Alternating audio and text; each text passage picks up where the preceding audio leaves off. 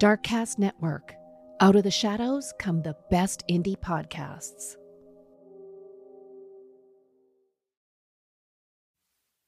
Darkcast Network.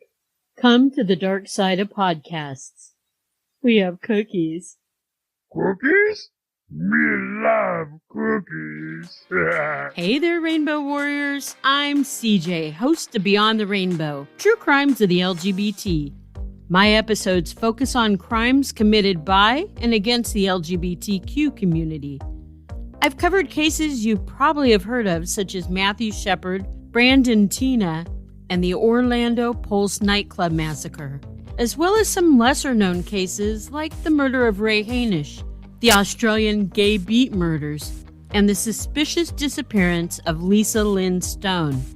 I cover cases brought to me by listeners like Penny Brummer, who I believe was wrongfully convicted, taboo cases such as lesbian corrective rape and murder in South Africa, and Pray the Gay Away camps.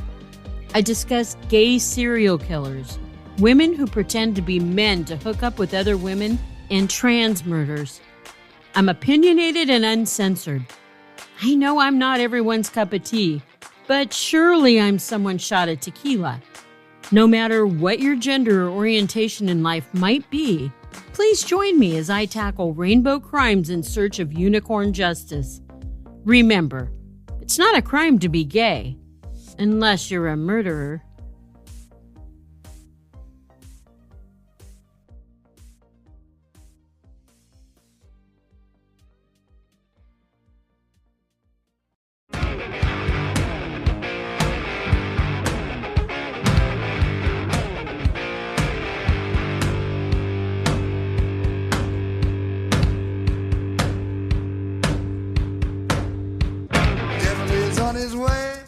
Devil is on his way.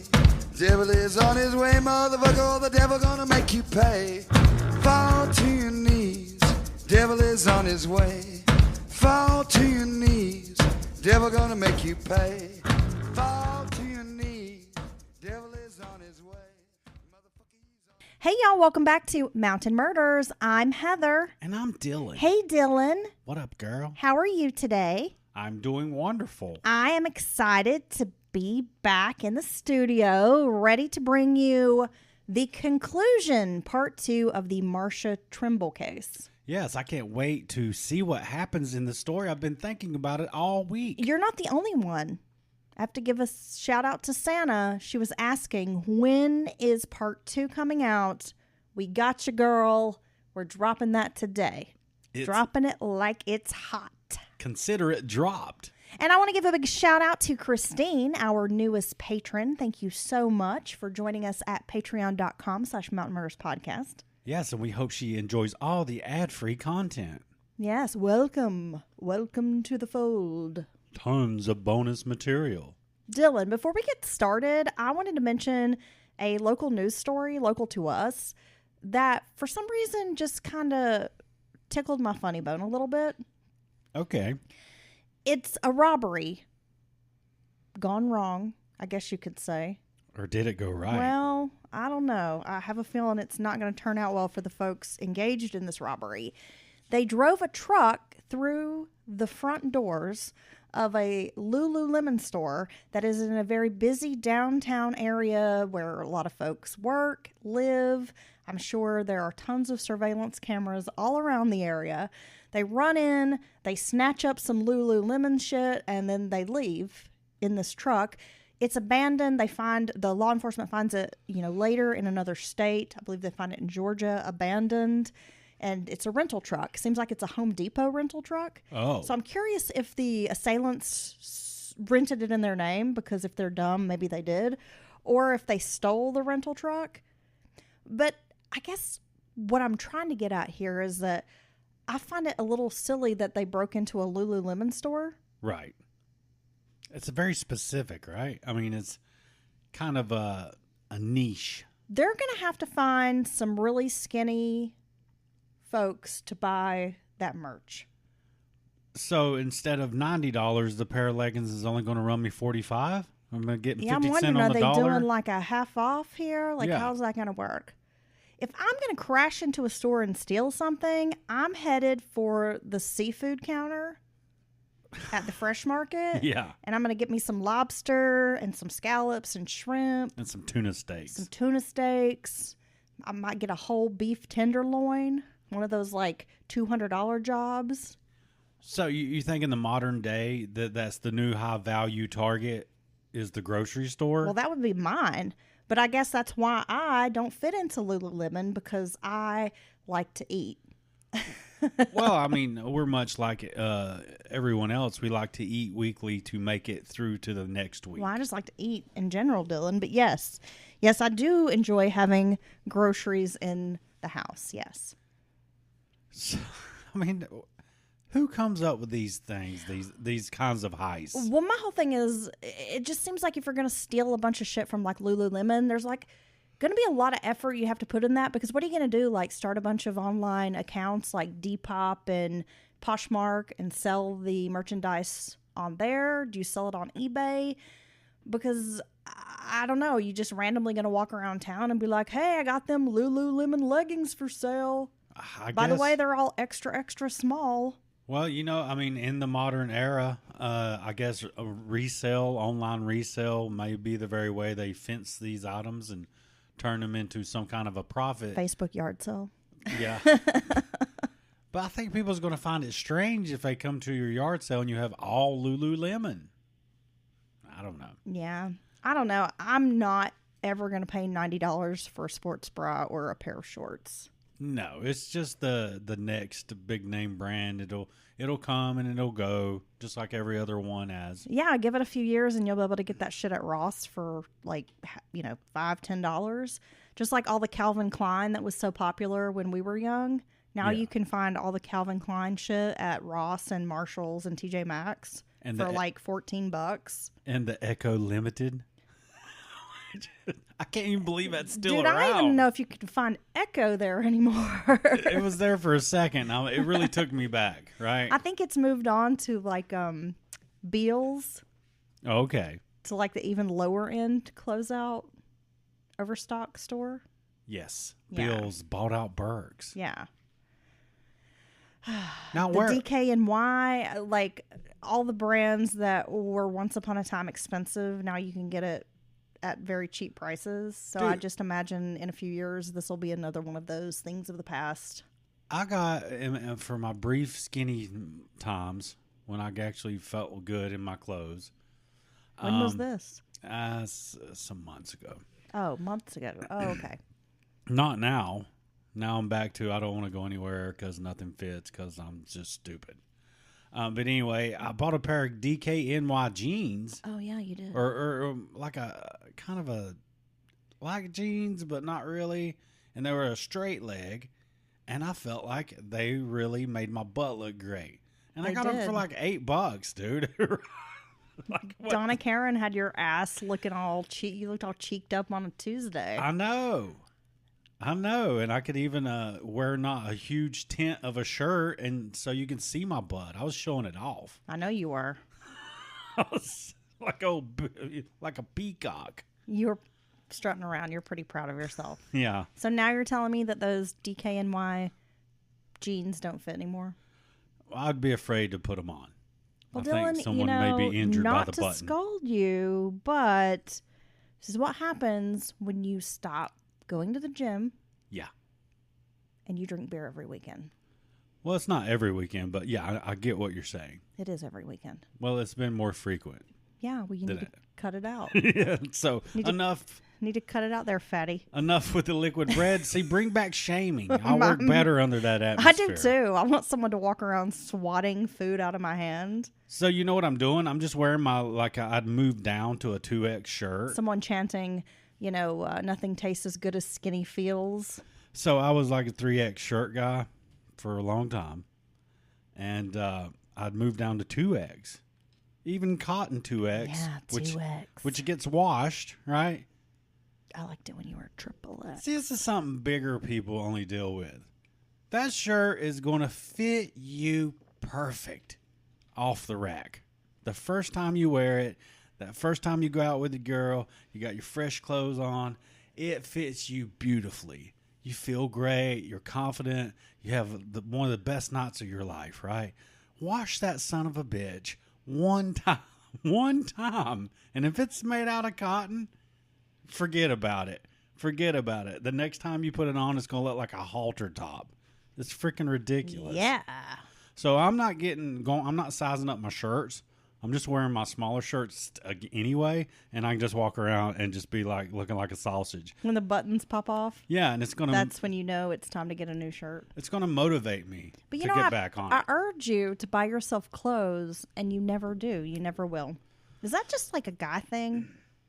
Possibly. Well, you could always bust up in the Lululemon and get yourself some of those manly leggings that they sell. Yeah, I can't. Lululemon for men. Oh, I could never squeeze into those. All right, let's move on with it. Now, Dylan, when we left you, Nashville was going through a crime surge that involved multiple women being sexually assaulted near Belmont College and Vanderbilt University.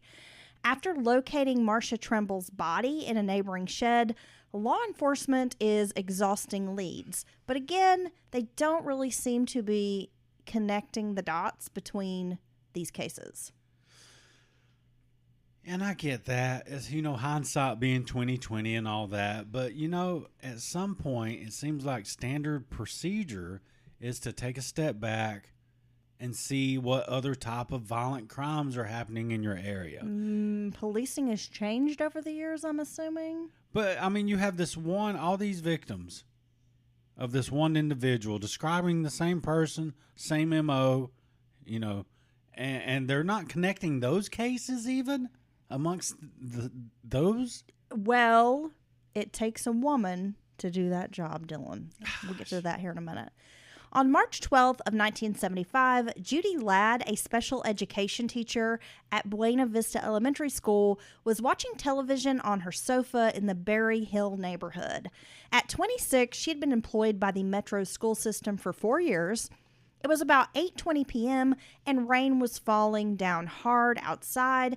Judy had opened the front door to the ground floor apartment. The storm door, which was half glass, half screen, was unlocked. But she kind of liked hearing the sounds of the rain. I mean, who doesn't like that? The gentle rain outside. You can't beat a good solid storm door with like the big sliding glass pane in it, where you can have it, kind of half open, if you will. Suddenly, BB, the chihuahua, her little pet chihuahua, rushed to the door barking. Of course, the dog barked at the slightest noise, which we understand. We have Rufus, and he barks at everything. Yes, but he's a good alarm. He will let you know when there's nobody there, just in case. Every time. Judy wasn't afraid, but she did check the door to see why the dog was furiously concerned. About 12 feet away, a shadowy figure caught Judy's attention. He was wearing a long, dark overcoat and stood near the stairs, seemingly like maybe just blocking himself from the rain. Since he was facing the parking lot, Judy assumed he was waiting for the rain to clear up. She went back to the couch to finish up her television show.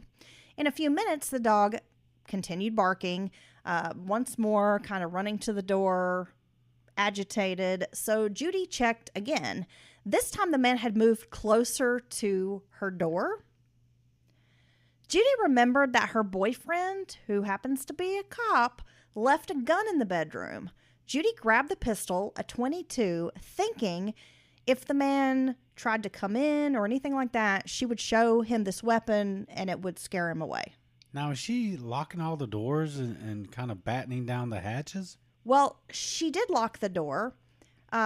And as she's locking the door, she can see the man staring at her and that he's wearing a stocking cap and a bandana. But the bandana kind of over his face, the stocking cap, but she can tell he is a African-American man. Oh, yeah. No. Judy calls the Metro Police. Her boyfriend was on duty that night, so she asked, can you send him over here to check things out? They tell her she needs to call the Berry Hill station, so she has to call another police station. It didn't take long for 2 officers to respond to the call, just as a black man who fit the description Judy had given them was trying to break in to the house, to the apartment. That's terrifying. He was immediately arrested. The man stood 6'2" and was double dressed, which the cops thought was very strange. So underneath a black top and light-colored pants, he was wearing a second outfit. Like he could rip that off, and if he's running away, and he could change clothes real quick.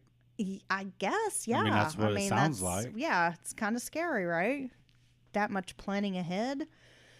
He also had a blue and white bandana. The man was carrying a long knife and a .22 caliber pistol. When his name was run through the system, he had several outstanding warrants for failure to appear in court. There was also a notation that the man was, quote, presently on parole from a Tennessee state prison on a sex charge.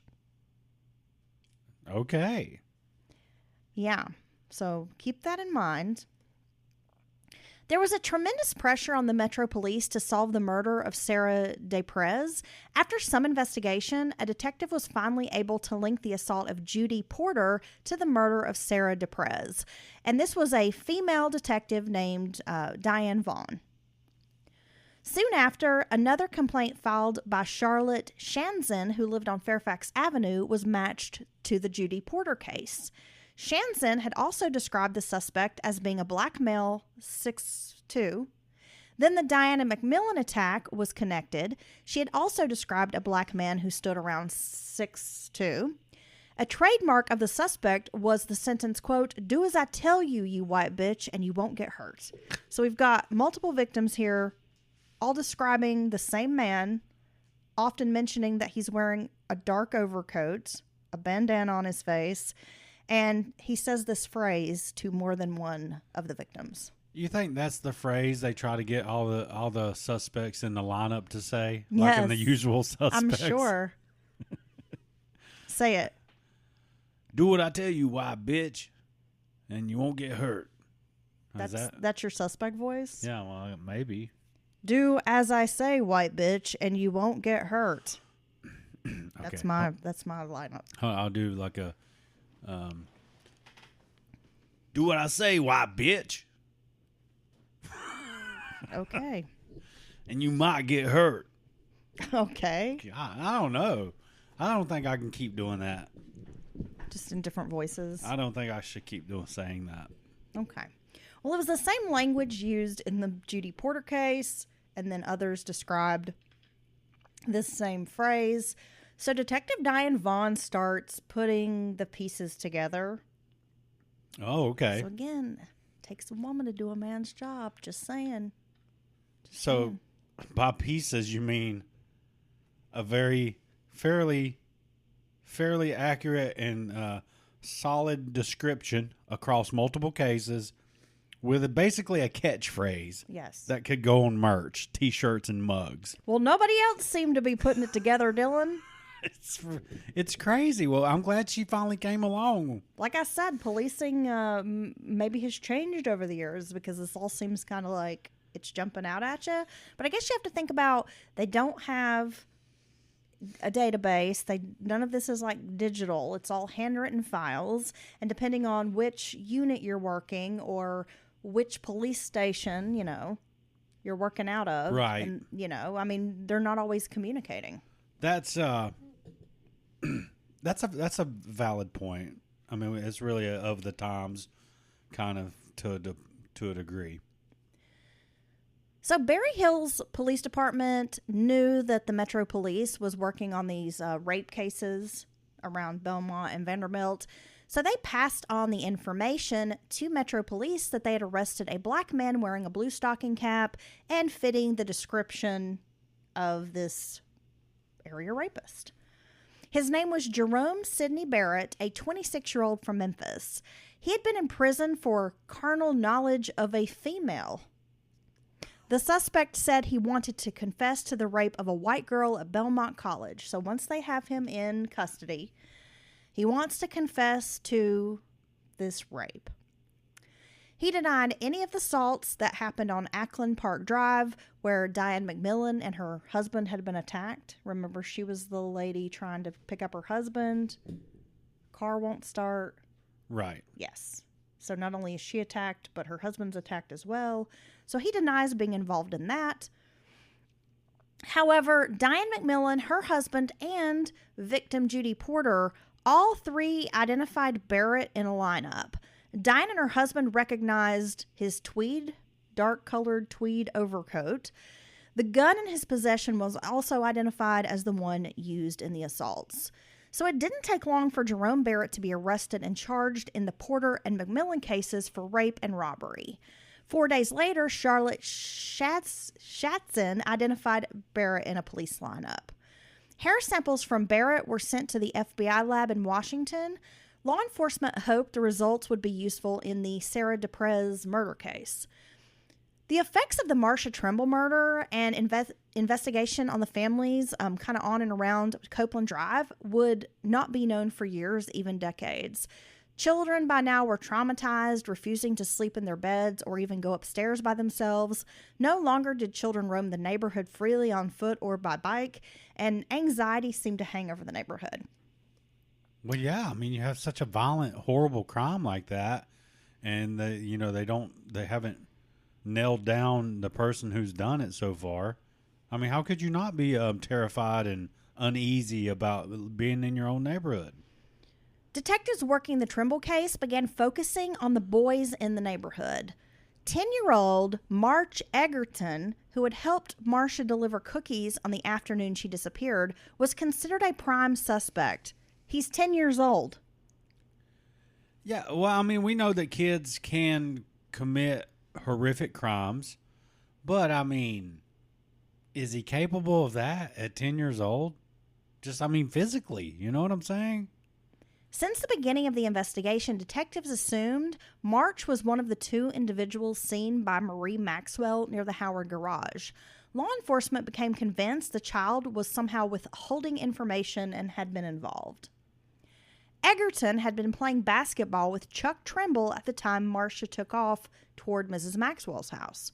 His mother had spotted him at 5:15 p.m. as she left in her blue Volkswagen to pick up her older son, Brooks, from the YMCA.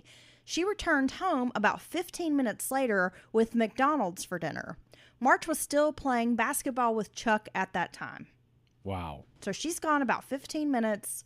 Her son is exactly where he was when she left.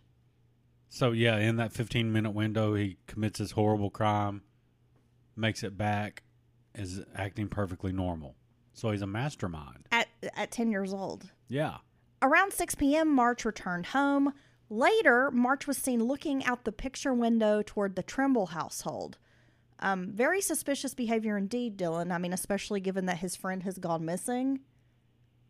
What kid isn't going to look out the window at the commotion happening across the street? I mean, when there are police and we know searchers and the entire neighborhood's turning out, what 10-year-old isn't going to look out the window at this chaos unfolding? I mean, who's even making these, who's determining this? Detectives, if you want to call them that. I don't know. March was interviewed along with his father nearly 2 weeks after Marcia's disappearance and again on the day after Marcia's funeral. 3 days later, on April 5th, law enforcement returned to the Egerton home. So at this point, they've interviewed this little boy 4 times. The day of, 2 weeks later, the day after the funeral, and then 3 days after that. Okay. So on April 5th, they returned to the Egerton home. It was sometime after this that John Egerton retained counsel for his family and let investigators know they would no longer be able to speak to his 10-year-old again without a lawyer. It would be another 15 years before March Egerton was interviewed again. And I think that, personally, I think that's an appropriate response. After you're giving them access, you're trying to be a team player.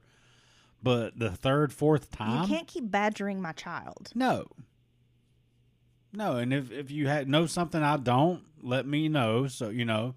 But, I think that's an appropriate response. Several boys who joined Brooks Egerton in the driveway for a round of basketball at 5:30 p.m. when his mother has returned from picking him up. Remember, she's gone about 15 minutes. These boys were also subjected to repeated interviews by law enforcement. Nothing linked them to the crime. But by April 17th, a newspaper headline indicated, quote, Marcia's killer believed to be a teen. Just targeting these random boys in the neighborhood. There's no real evidence to prove that, and for them to be writing stories about it, that's very inappropriate. Well, it's inappropriate for police to be leaking this information. Yeah. Right? Police were focused on the taller of the individuals that had been seen in the Howards' driveway. They believed it was the teenager Jeffrey Womack, the boy who had aroused their suspicions the night Marcia disappeared. I mean, he was, after all, wearing an Army field jacket. Oh, yeah, and he had cuss words on his shoes. So at this point, they think Jeffrey Womack and March Egerton were in the driveway talking to Marcia just before she died. That they have to be the two shadowy figures. Right. Thomas and Christine Womack retained an attorney named John Hollins to represent their son. Jeffrey passed, we talked about this on the first episode, Jeffrey passed a private polygraph exam as well as a second lie detector test provided by police. Police had begun directing their interviews with residents toward gathering information on the 15-year-old Womack. Amy, a woman who'd been employed by Peggy Morgan's daycare, had a falling out with Peggy in the weeks after Marcia's murder. So suddenly her story starts to change from Jeffrey came to the house, we went to McDonald's and picked up dinner for the kids, we came back, he babysat that evening. You remember? Yeah. So now her story starts to change because she's had a falling out with Peggy, the daycare owner. She told police that Peggy and Jeffrey Womack were having a sexual affair. What is she doing? No, can I make another point? So police, what is the point of a lie detector if, the only value I think a lie detector has is the bluff, right? Will you take it? Asking people if they will or won't early on in investigation. I think it's a good way to kind of see if someone's hiding something. It's not even so much actually taking it, because I honestly think that you can be nervous, you could, have social anxiety, you could have all these things that affect the, the findings of the test, and that's the problem. But if someone takes it and you act like you believe in this lie detector, right? Investigators act like it's not junk science, it's valid. And then they pass a private one, which you can say, well, they were paid, whatever. That's like, in trials when you have your expert that you're paying happens to agree with your point of view. But then you administer one as well, and he passes that too. Does that just not carry any weight with you? No. And as you'll see later on, DNA doesn't even carry weight with these investigators. Again, we're going to get to that. So this is that bad of tunnel vision.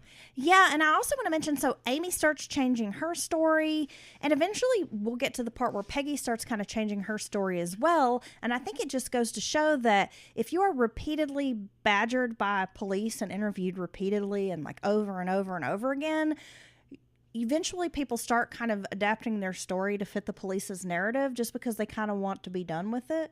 So they almost start changing their story. It's like those false confessions. They're telling the cops what they want to hear. Yeah, willing to go along with what the cops want to hear just because they're kind of like, I want this to be over with. Like, get out of my hair. Quit bothering me. And I also feel like the cops are leading. They are. These people. And you're actually harming your own investigation over interviewing and going over and over again in very short periods of time with witnesses or anyone who might be connected, because it is, like you said, human nature to please, to tell them what they want to hear, to just not have to talk to cops again. Because let's be honest, it makes a lot of people nervous. A lot of people have never interacted with cops, even if you're not the subject of their inquiries.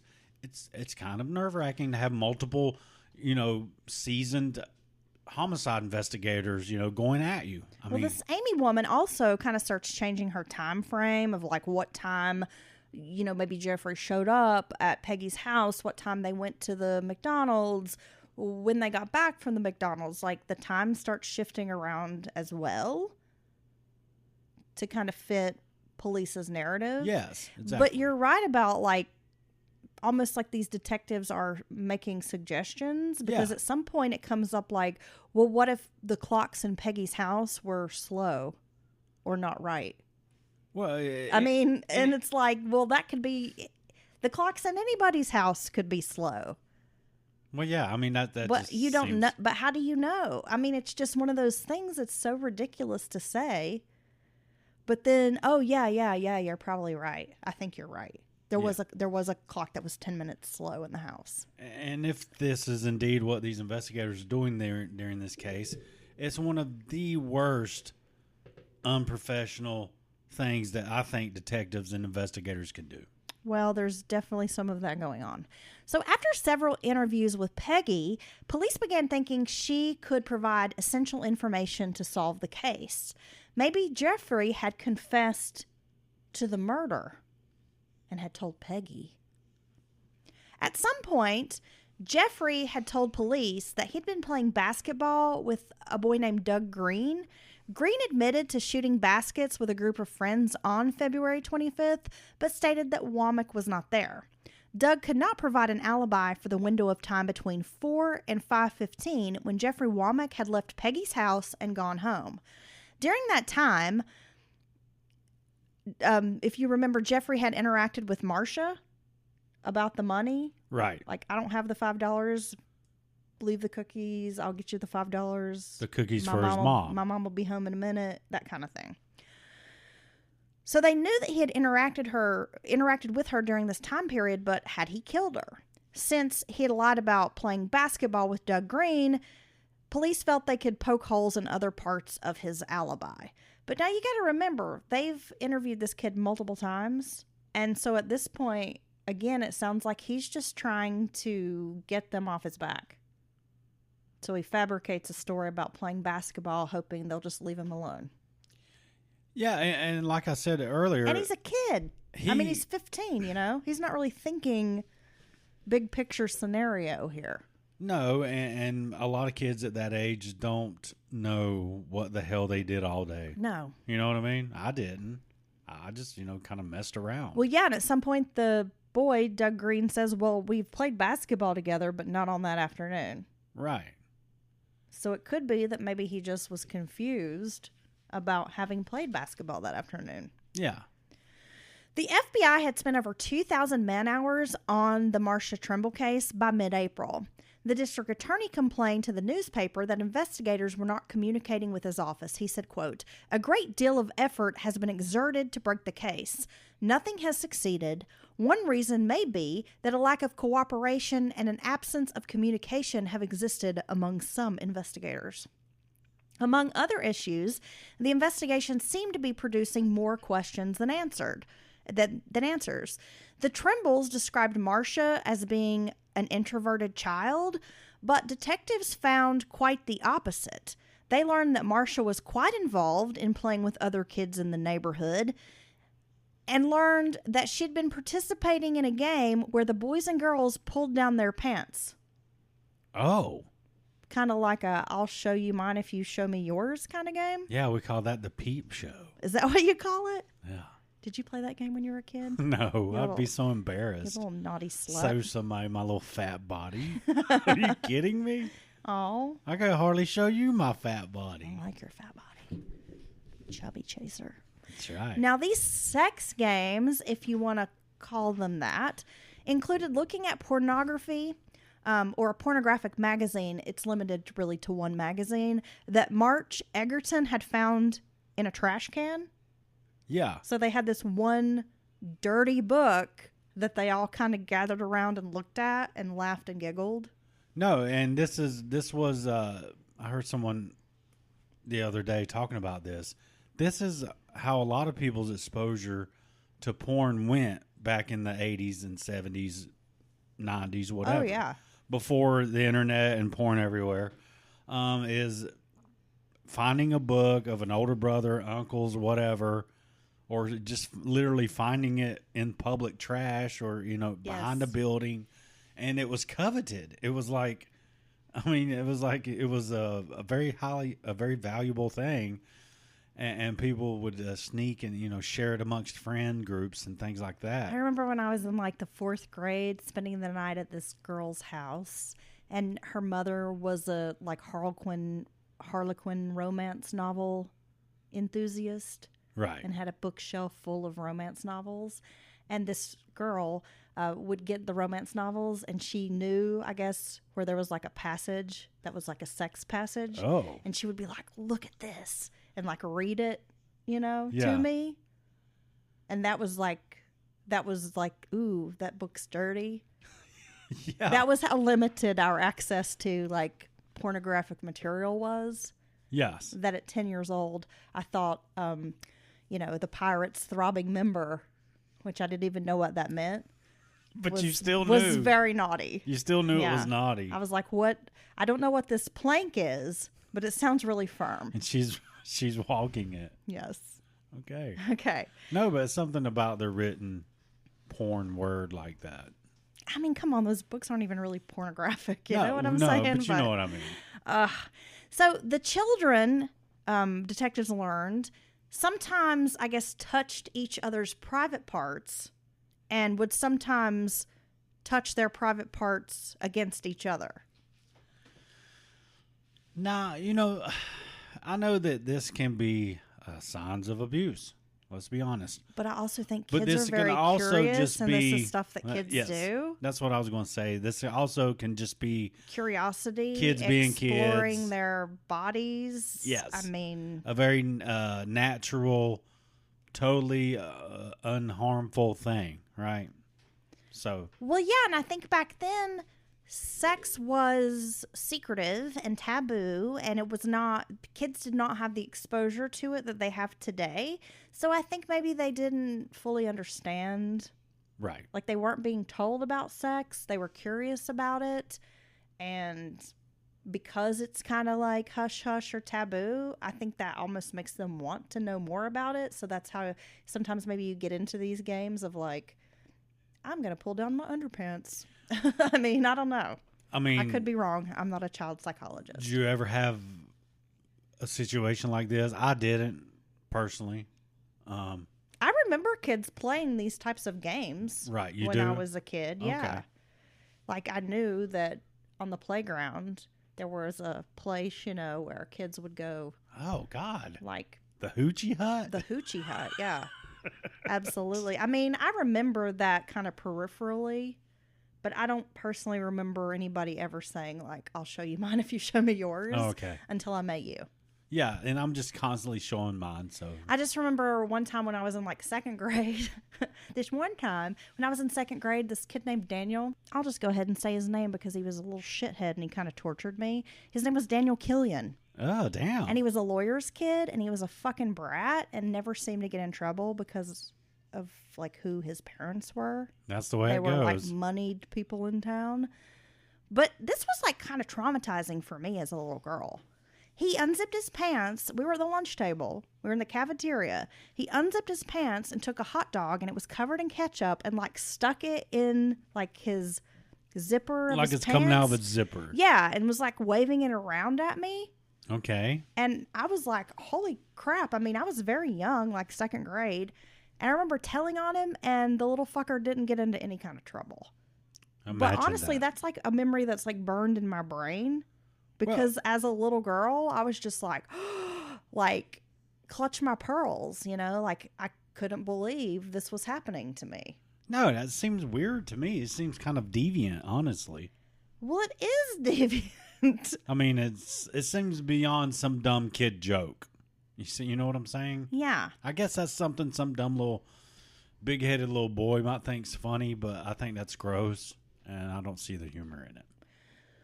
Well, they found a pornography book outside the Thorpe's garage on February 28th during one of the searches. And so law enforcement kind of connected these stories about these kids playing these little games to this book. Like, oh, this must have been one of their books. And it was possible maybe they had gone into the Thorpe shed at some point to play one of these games or to look at this dirty book or whatever.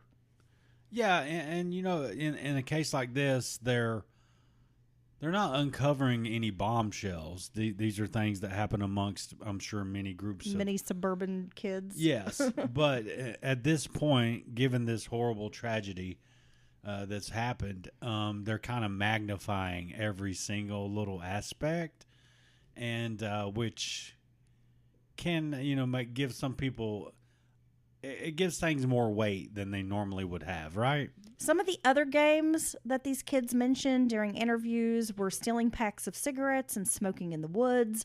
And they like to play another game called Touch and Dare, but I'm not really sure what the logistics of this game include. I don't have the written rules. I can't tell you. The secret smoking in the woods, I've done before. You have? Got real sick. I never did that. Of course your parents know what you're doing. You think you're getting away with it? Like you can't smell a damn cigarette from a mile away. You're out there. Yeah. You don't even know how to smoke. I would just tell them I've been hanging out with like my Nana. Yeah. My Nana stopped by. Nana didn't open any windows in the trailer. No, she didn't. But yeah, but you think you're getting away with it? They're just feeding you rope because you're going to get sick because you don't even know what you're doing. But yeah, that's the way the cigarettes in the woods go. You got busted? Well, just get sick, sick to your stomach. You're not feeling good. And then your mom feigns like concern. Oh, what's wrong? And then, basically like you're busted. What are you doing? Would she make you eat that cigarette? No, it's the old school version. They get a cart and make you sit down and smoke them all. Yeah, my dad said that's how he... I guess that's what happened to him, and he never smoked ever again after that. It was like cigars, and my grandpa made him and my uncle smoke all the box of cigars until they were green in the gills and throwing up. Yeah. I guess it's effective. The childhood games shocked parents and made them suspicious of their children, their children's friends, and other families. Like once they learned this is what was happening in the treehouse. Well, and I can understand that to a degree, but again, I don't. If they'll take a step back and think about when they were kids, and that a lot of this stuff really isn't, even though it's not something you might not want to promote your kids to do. It happens. It's kind of natural, Yeah, there might be a little girl who runs around kissing all the boys on the playground, or a little boy pulling down his pants. Maybe taking a pee in front of everybody. Has no qualms about. Do you think that's early signs of a kid being an exhibitionist when they grow up into adulthood? Just like peeing on the playground? Yeah, or just peeing in front of everybody while everybody laughs and looks and points. I don't know. Oh, yeah. I'm not a psychiatrist here, Dylan. Well, I'm not a psychologist. I feel like I don't have a degree in psychology. We're just as qualified as anyone else out there to make an observation on something like that, right? Yeah, I don't think that's... I probably wouldn't associate deviant behavior with a child urinating in public. But that's just my opinion. What do I know? That is a professional opinion. You heard it first here on Mountain Murders. The FBI lab finally reported they found no blood or semen on Marcia's underwear and no blood on her jeans. However, they did find semen on her blue jeans, and both semen and blood were present on her shirt. Okay, that's strange. They did some soil testing, and the soil lab results indicated that Marcia could have walked around the shed where she was found. It didn't appear that she had been dragged or carried to the outbuilding, kind of based on these soil samples, because the soil on her boots it was like the same soil in the shed area. They didn't find soil from some other area to indicate that maybe she'd been dragged into the shed, if that makes sense. I don't understand how soil testing works, but... Well, no, but I mean, if you just think about your yard, there's kind of little microclimates or micro environments, you know what I mean? Say a shed area, you may have like potting soil or something like that kind of, Well, there was like fertilizer and things in the shed, yeah. Yeah, or these types of things. And then, back by this part of the woods, it may be clay, I mean. You got no clay, like dusty old anthill? Yeah. Yeah. Yeah, so I could see that kind of making a little bit of sense as far as the soil samples go. By April 29th of 1975, police admitted they had no prime suspect. But off the record, they considered Jeffrey Womack the suspect, because he had that "fuck you" written on his shoes. I mean, I'll never get over the stupidity of this. See, and again, 15-year-olds can do horrible crimes. And I know we're kind of, like taking up, but in this case, it really doesn't seem to be. Well, nothing's pointing at this young man at all. No, besides he's, some kid with a bit of an attitude or whatever. So, it's the kind of a young person cops see, and they're like, this guy. They kind of make judgments about. Well, let's be honest, it's the mid-'70s. Right. And there's already a bit of a sour taste among authority figures, including law enforcement, over anything that seems counterculture. Like literally an army jacket then would be counterculture. Yeah. If you're not in the army. Yeah. And even if you are in the army, they're going to give you side eye then. Because of how our vets were treated when they come back from damn Vietnam. But, you had the hippies, you had the counterculture movement into the 70s, and then it was just these long-haired rock and rollers, obviously practicing free love, and they're all, like, committing crimes like the Manson family. I mean, that kind of was the attitude, I think, a lot of authority figures had. I mean, look how they treated John Rambo. Yeah. This is exactly what I'm talking about. It's a damn shame. National hero. They should have just gave him told him where he could get a hot meal, and he would have been fine. Should have just left that long-haired Jersey boy alone. It's true. Now, Peggy Morgan denied having any sexual relationship with Jeffrey. She said that she had picked him up from school on February 25th because Peggy ran like this carpool where she picked up multiple kids in the neighborhood.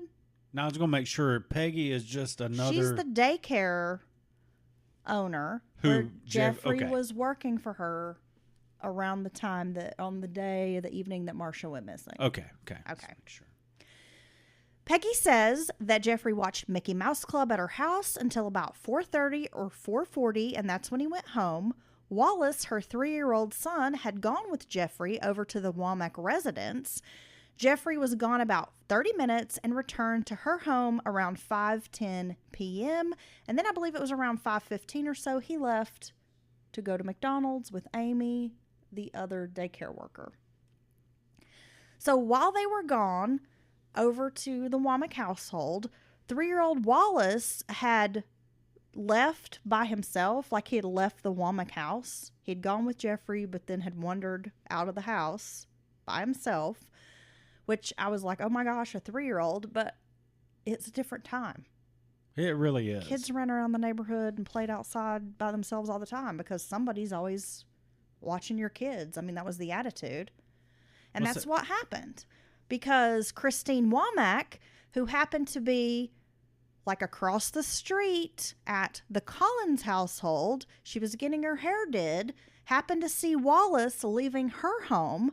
She went outside, she picked him up, she brought him into the Collins house until her hair, Mrs. Collins finished doing up her hair. She gave this little boy some raisins, and then as she's leaving to go home, she sends him back to his house. I mean, it sounds like they all live in very close proximity to each other. Well, you see what she didn't do there? And I'm not saying you should let a 3-year-old, run around. But if it's a capable 3-year-old. But see, we were talking about the other, how when we were young, if you was run through a store, a stranger, adult, would say, hey, cut it out. And if you gave them any lip, where's your parents? And it'd be a thing. They go your parents, and your parents would not be happy. Everybody would be.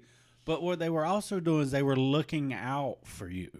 And we've really lost that in this day and age amongst just neighbors and communities. Well, I think in these types of neighborhoods, everybody had kids, they had little kids, and everybody looked out for each other's kids. So it wasn't so uncommon to see a very young child, like toddling down the road or whatever. Well, she didn't call authorities. She didn't raise some big alarm. She looked after the child for the minute and then, got him back where he needed to be, which is a really great kind of community I would like to live in. But it's like that's almost dead nowadays because it's like neighbors don't even talk anymore, enough. Peggy said that Jeffrey showed up shortly after her little boy Wallace came home. The police thought Jeffrey's carelessness in letting a 3-year-old boy go outside by himself was, quote, proof that he had killed Marcia. Okay. They also noted that Peggy seemed defensive when they questioned her about Jeffrey. According to his mother's timeline and the information Peggy had given, there was no way Jeffrey Womack could have met Marcia Trimble in the Howard driveway and lured her to the Thorpe shed to kill her. But somehow investigators believed he did just that. Yeah, even if, like, you say the other workers' time, she started kind of, the times are changing. It's still not enough time to do all this. You know what I'm saying?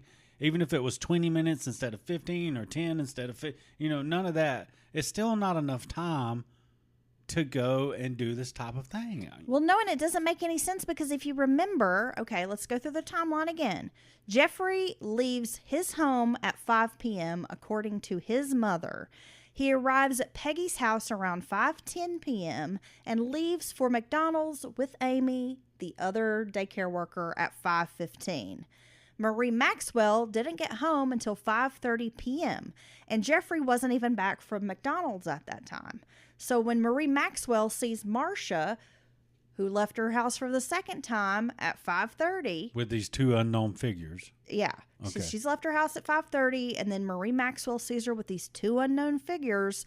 Again, Jeffrey Womack has not returned from the McDonald's run yet.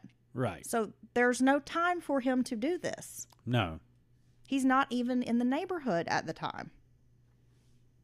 I mean, it just blows my mind. In April of 1976, a year after Marcia's murder, police re-interviewed a woman from the neighborhood. Her son, around 6 years old in 72, 73, claimed that he had been in the woods with Jeffrey Womack once and that Jeffrey Womack had sexually abused him and threatened to hurt the child if he told anyone. The boy only came forward after Marcia was killed. But in spite of these accusations, Jeffrey Womack was never charged with any type of sexual abuse. And look, again, that could be true. What that child said could very well be true. But it also could be getting caught up in kind of the satanic panic of the moment, if you will. Well, let's just imagine this child's living in a home where maybe he's hearing the parents discuss this, maybe discuss Jeffrey, he's sketchy, whatever. And so then this kid kind of concocts this story, or you know what? Mom could have planted the story in the kid's head. I mean, you just don't know.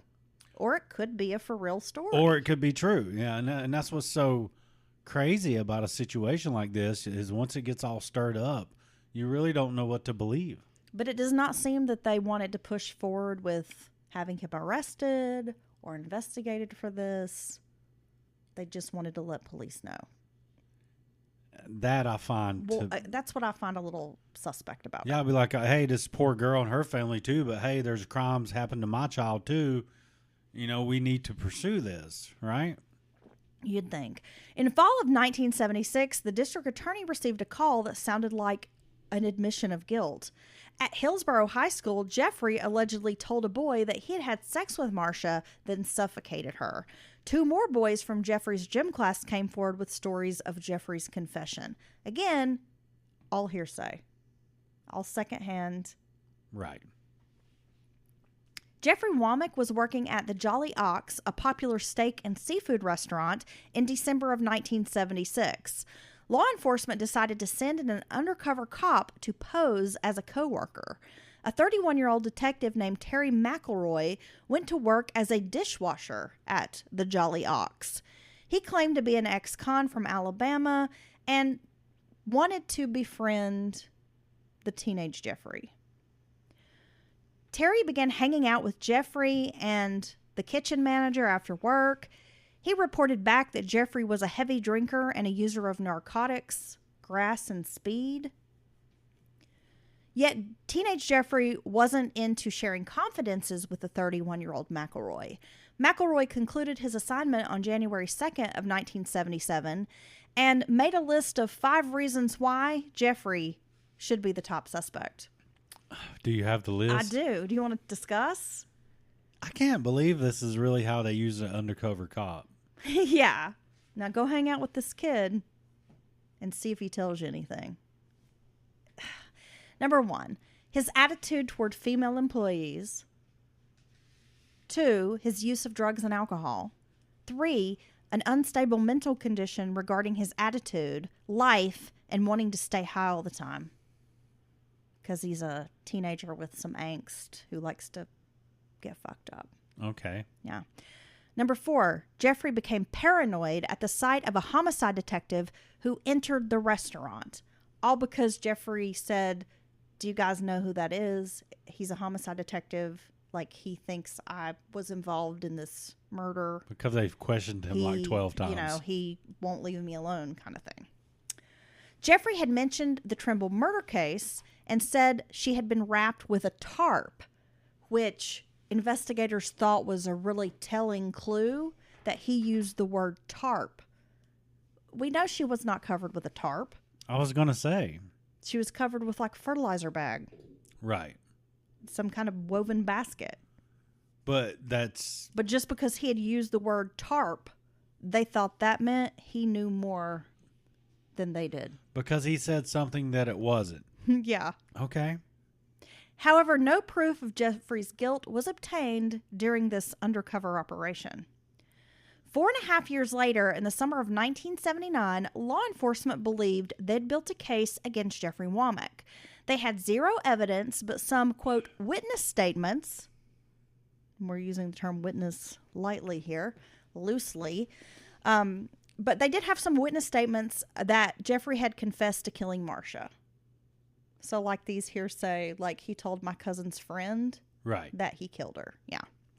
Sometime in 1979, Peggy took a polygraph test and finally admitted at that time that she had had a sexual relationship with 15-year-old Jeffrey when he was working for her. Oh, snap. So at this point, law enforcement really thinks the case is coming together. We've got this juvenile delinquent. He's having sex with older woman. Wait, let me fix that for you. She molested him while he worked for her. He's getting it on with an older lady. He must be a sexual predator, not because he was taken advantage of by a 33-year-old woman. Yeah. What the hell, Peggy? Jeffrey Womack was arrested on August 28th of 1979, the day after he turned 21. His attorney, John Hollis, had a mole in the police department, so they knew the arrest was coming, and Jeffrey was waiting for law enforcement to arrive at Parkside Apartments where he was staying with his brother. So they didn't catch him by surprise. He knew they were coming. He was waiting for them. He was charged with first-degree murder and freed on a $25,000 bond. Once again, the city gets caught up in the Trimble case. Members of the law enforcement community had their doubts. There was still no definitive answer on whether Marcia's body had been in the shed for the full 31 days or had been moved there. Right. And these are pretty important details they should have, I think, before charging someone with murder, right? Well, yeah, because if it hadn't been there the whole time, that kind of wrecks their timeline of Jeffrey's access and, you know, his capabilities. Some of the officers who did not believe he was guilty pointed to the fact that Jeffrey had no car, he lived with his parents, and had no place to hide a body for 31 days before moving it. In June of 1976, Jeffrey had been given a lie detector test in which Captain Breimer with the police department told his attorney, quote, "John, that boy is telling the truth." 2 days after his arrest, Jeffrey was given another polygraph exam, which also concluded that he was truthful when he denied killing Marcia Trimble. So he's passed like 4 or 5 polygraphs. He's passed like 4 of them, I think, at this point. Or 5, something like that. Even Virginia Trimble seemed indifferent about the arrest. She told the press, quote, "I think the community owes it to him to consider him innocent until a jury changes that." But it seems that Virginia Trimble never considered Jeffrey Womack to be a viable suspect. Well, I don't blame her. There's not really any evidence. The assistant district attorney, Pat Appel, who had pushed for this arrest, ended up resigning from his position on September 10th of 1979. Tom Shriver, the actual district attorney at the time, had disapproved of this arrest on so little evidence, and so much so that he pressured Appel to resign. Oh. Yeah. So while the district attorney's office cited new evidence in the decision to charge Womack, the defense argued that there had been no new evidence in the 4.5 years since Marcia Trimble was murdered. Police had pursued Womack. His attorney said, quote, "The defendant's case should not be prejudiced by the failure of law enforcement officers to properly do their job." Months after Jeffrey's arrest, the district attorney's office weighed whether they had enough evidence to present to a grand jury. They did not. So on August 11th of 1980, a motion for dismissal was approved by a judge in Davidson County. Ed Yarborough, a defense attorney for Womack, told reporters, quote, "There was never enough evidence against the suspect, and today we filed a motion in criminal court to have charges permanently expunged from his record." Damn. Years and years. But it didn't matter. The damage was done. Jeffrey Womack would spend the next few decades under a cloud of suspicion, convicted as a murderer in the court of public opinion. Police continued pushing their theory that Womack was the killer and suggested he might have had help from other neighborhood boys in this vast criminal conspiracy being headed up by the 10-year-old across the street. Yeah, I mean, what the fuck? Let's wreck some other young people's lives. See, that's what's so inappropriate and bad about this. And they can do this and just be like, well, we were wrong. And never suffer any true consequences. They may, not get reelected or get, have to retire. But no one ever gets, once someone is convicted in the court of public opinion like this, it can't be undone. I feel like he should have sued the police department. Yeah. Because after you hear the rest of the story, you're going to be like, what the hell? Okay. So the investigators had not changed their minds about Jeffrey, despite not being able to nail down any solid evidence. Many believe the police and district attorney's office had bungled the case, even if Jeffrey was guilty. I agree. That's a great point, because you still don't have any evidence. Right. So even if he is guilty, you've still fucked up this investigation. Marcia's murder remained unsolved. The Womack family moved to Franklin, Tennessee in the late 1970s. In August of 1983, Jeffrey, who was then 23 years old, had gone to work at a grocery store. Someone recognized him and told his manager. The manager had to pull him aside and ask about the Trimble case. Jeffrey was able to keep the job for a few more months. But Jeffrey jumped from job to job, never able to hold down anything for very long. Because everywhere he went, this story, this case, this news followed him. He would be confronted about it. Everybody would know. His coworkers would look at him sideways. I mean, it was just constant. That would be terrible. Though the case was cold by the 1980s, Jeffrey Womack was still on police's radar. The Womack family has maintained that the investigation into Jeffrey ruined their lives. Thomas Womack died early from the stress of the murder investigation. Jeffrey was harassed at every turn by law enforcement. They would randomly show up at his jobs, start trouble. He would get fired, or he would feel like he needed to leave. Wherever he lived, they would show up, telling neighbors, oh, he killed a kid. How can they keep on like this? Former friends and neighbors would pretend not to know the Womacks. In public, people who had known them for years would turn their heads and not acknowledge them because of this situation. And if they saw Jeffrey at a business working, they just wouldn't return. There were multiple neighbors who said, I saw him working at a grocery store once, and I just didn't go back to that grocery store. Damn. Marie Maxwell and her family sold their house within a year of the murder. The neighborhood was called Jumpy. All the neighbors wanted to call police anytime there was any stranger that came through the neighborhood, a vehicle they didn't recognize. They wanted to make citizens arrests over nothing. So they were just basically on a perpetual high alert. And by the time that Jeffrey was arrested in 1979, 11 of the 22 families on Copeland Drive had moved away So because of this murder. basically tore this neighborhood apart as well.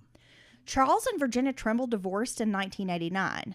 Charles died 3 days after the divorce from lung and liver cancer.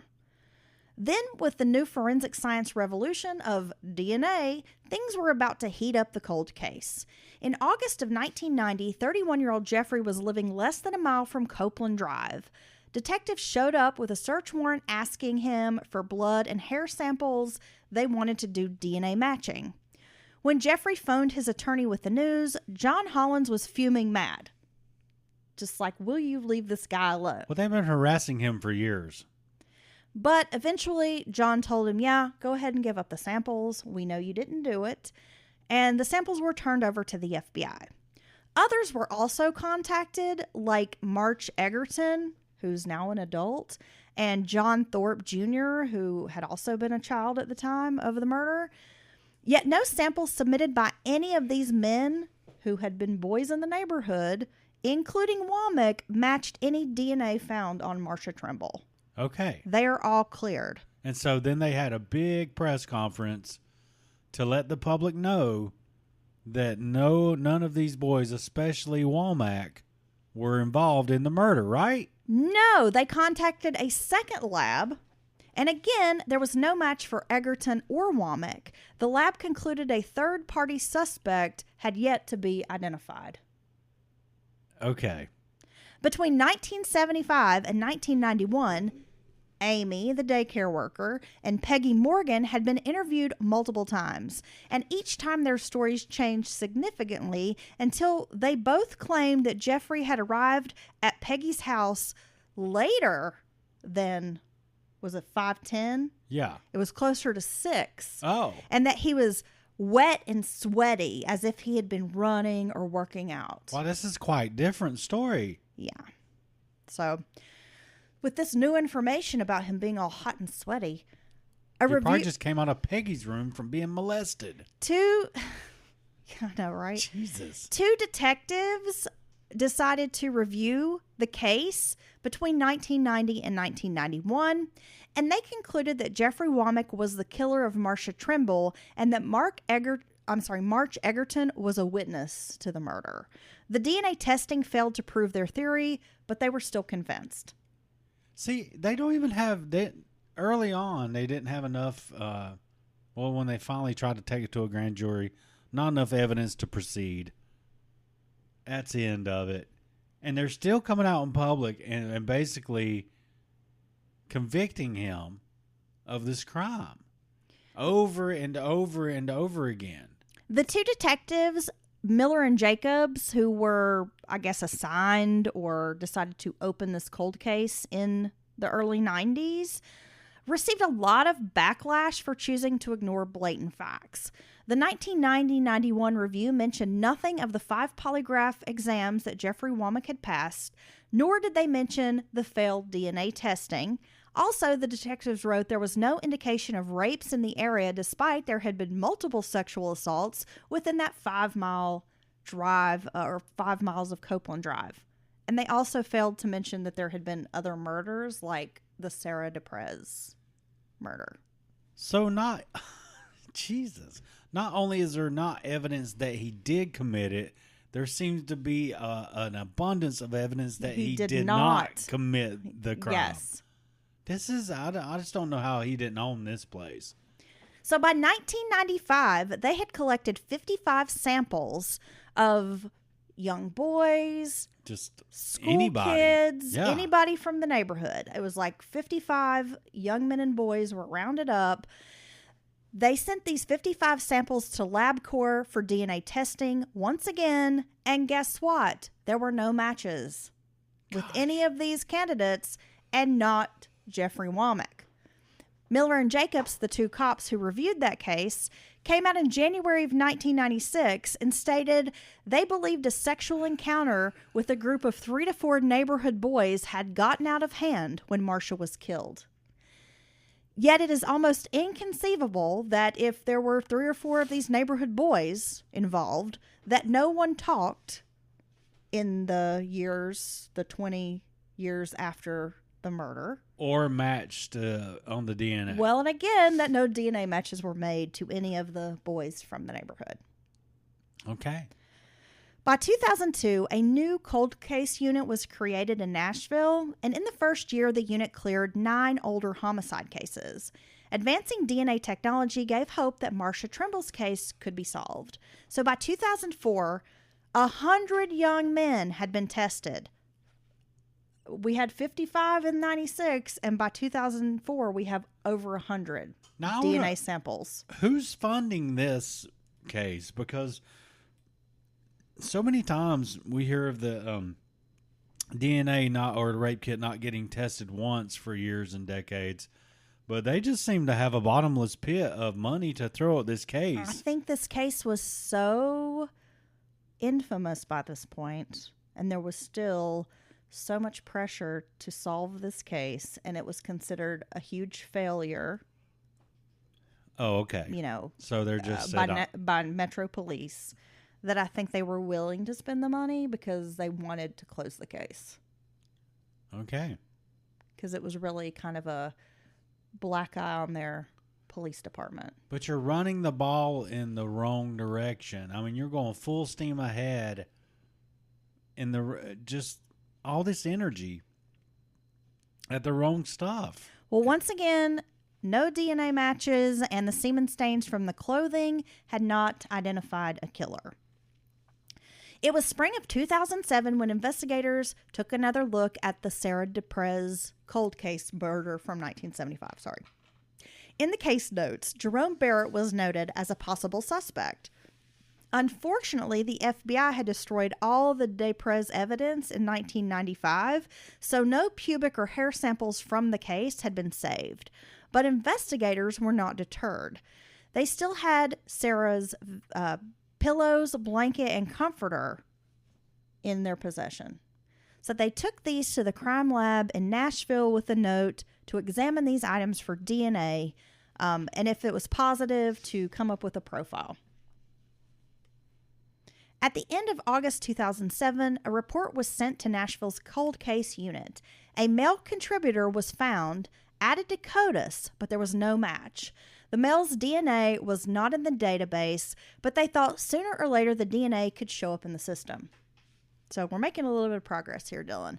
By October 1st of 2007, a hit had come across CODIS.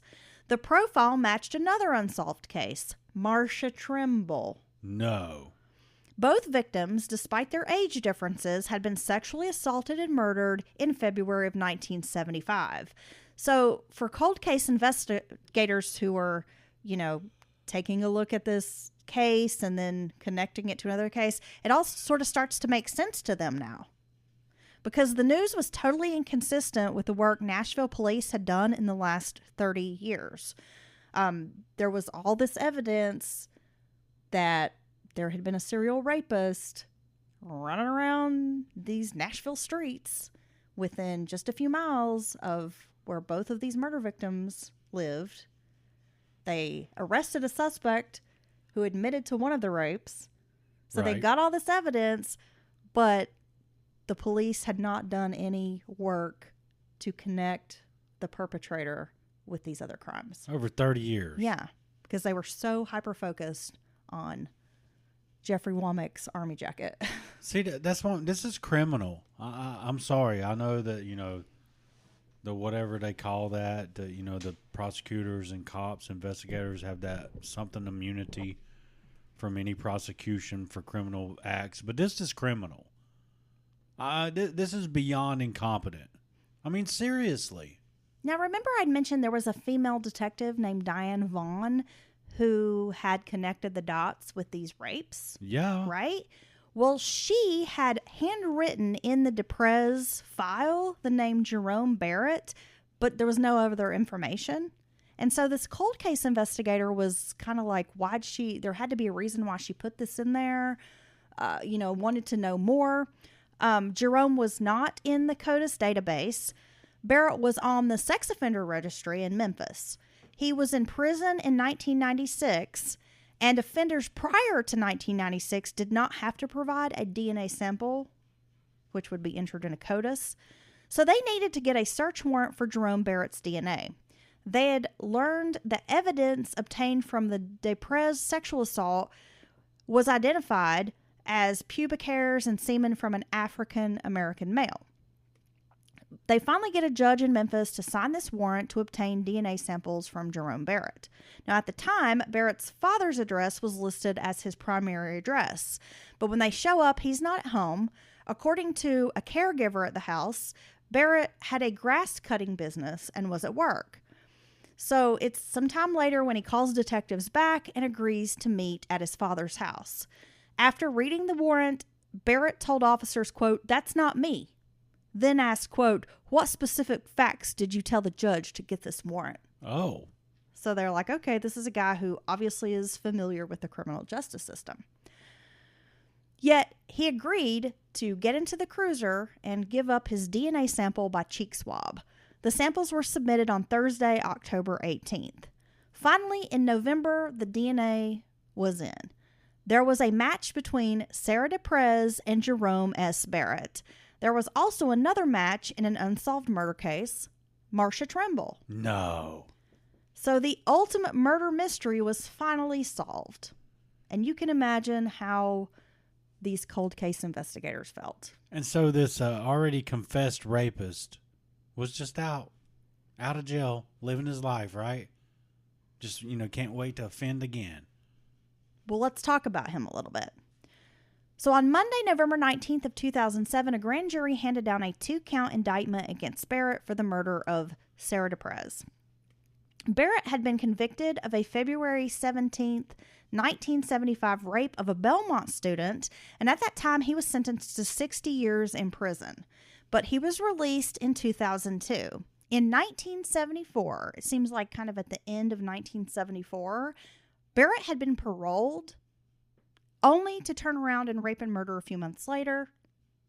Then he's caught on the Belmont College rape and is sent to prison for like another 30 years. But he's out again. In 2002, yeah. See, But I'm saying, like, he was only out for like a couple of months when he committed all of these rapes and 2 murders. Because he should never be allowed to be out. Yeah. When he gets 60 years, rape, murder, molesters should do all their time. Instead of just 30 years of their sentence.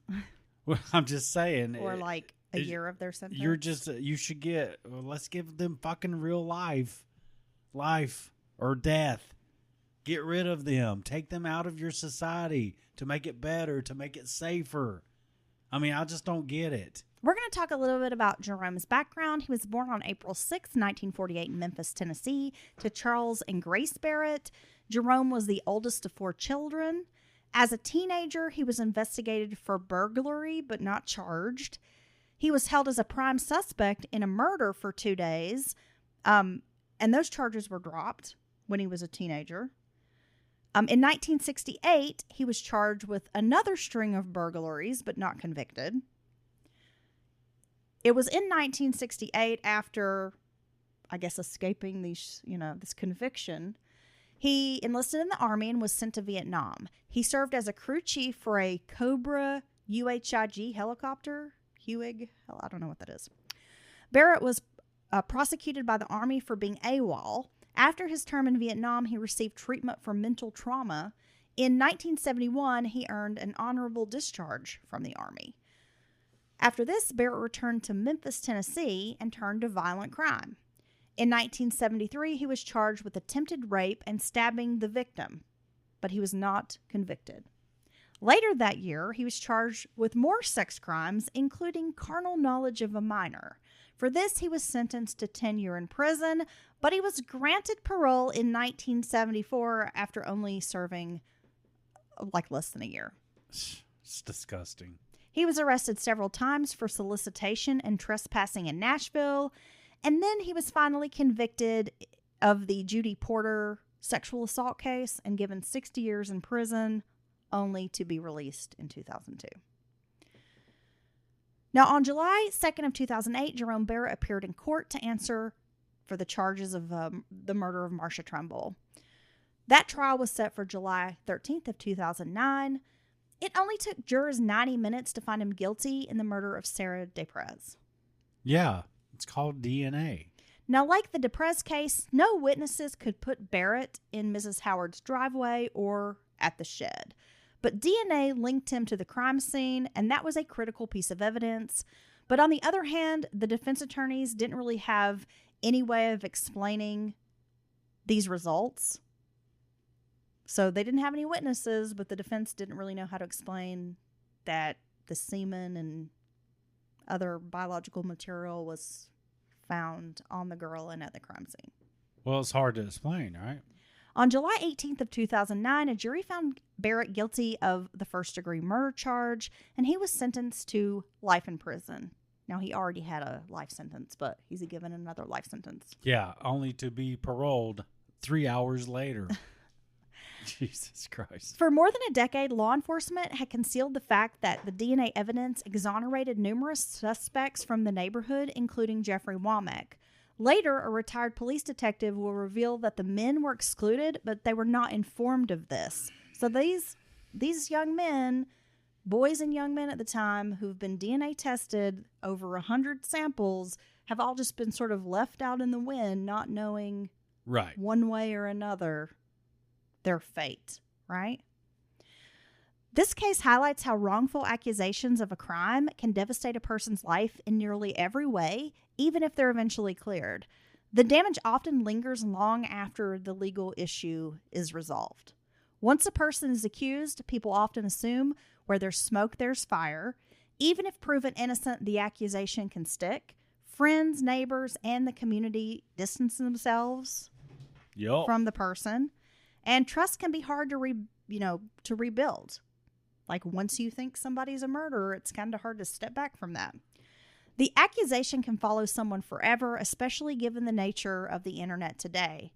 It can take a toll on mental and emotional health. Many employers will terminate someone accused of crime even before they've gone to trial. Background checks can basically blacklist a person from getting a job. Like, if they see that you went to trial for murder but were acquitted or dismissed. I mean, that affects people. I don't know why there's a record of charges. I don't know why you have to go through that extra step of having it get expunged. If you're not convicted, it should be gone. I agree. It should be gone because it wasn't proven. It was proven to not be true, basically, in court, and it should not be on your record. Now, maybe you could argue some of the more violent charges should be kept a record of, but at the same time, with justice, you have to view you're either innocent or you're guilty, right? So yeah, I don't agree with the charges following you around. Well, innocence is never fully restored. Yet after 3 decades of scorn, Jeffrey Womack didn't turn bitter and vindictive. A father and a grandfather, Womack now lives a quiet life in Nashville. In 2012, a documentary entitled Indelible, The Case Against Jeffrey Womack was released. The documentary features never-before phone calls in the Marcia Trimble case. Really? Yeah. It's available to watch on Vimeo. I watched some of it earlier today. Okay. Yeah, and he has a lot to say. Well, I could imagine. About his case and, the 30-plus years of harassment by law enforcement. Wow. Thank you, Heather. Thank you for that. Gosh, what a big story. Well, at the end of the day, poor little girl Marcia Trimble lost her life. Yeah. And I feel like it turned into so much more of a circus, or I don't even know what to say. I feel like they lost sight of Marcia in this pursuit of a suspect that was not guilty. No, it seems like they were more determined to prove their theories right than to actually find out the truth. Yeah. And get justice for the victim. Yeah. She was completely lost in this story. I feel like she was. Yeah, I agree. I feel like they just lost sight of this child. Yeah, totally. And it's very sad, and it's very destructive and can this ripped the whole community apart. I mean, what the hell? I'm sure everyone that lived in that community, this left a mark of some type on them. You see families, people divorcing. Oh, yeah, absolutely. People moving away. Your friend groups broken up. Now, of course, this all pales in comparison. Innocence lost. To murder and what that poor girl suffered. And her poor family. But it's still, I mean, it's crazy. And thanks again to our newest patron, Christine. Shoot, girl, she all the way up there at the top. We appreciate you. Hope you enjoy all that ad-free content. There's a ton of bonus materials. And until next time, We be dropping new content all the time. I'm going to make Heather smell me. What? Yeah, Oh, you're so ridiculous. that's right. This is all, Christine sponsored this, so this is her fault. I don't even know what you're talking about half the time, but I'm going to go ahead and we're going to wrap it up so that I can put you back in your cage. Put me back in my box. Yeah. Yeah, that's right. Only take you out for special occasions. You're going to need some tape. That's right. You know, Dylan, 'Cause I don't I'm all fit. for you being yourself, but just not in public and not on the podcast. I don't fit in the box anymore. No, you don't. You don't fit in your Lululemon either. Oh, you know what? I'm going to get a pair of the Lulu for men. I was going to say you could start your own brand. It's called Lulu Cinnamon Roll. That's You right. fit right in it. Baby. I'm warm to the touch. Bye, And- Dylan. and All sticky. that cream cheese can pour right into a pair of Lulu cinnamon bun pants. And I'm sticky. Some cinnamon roll pants. Okay, bye, Dylan. Bye.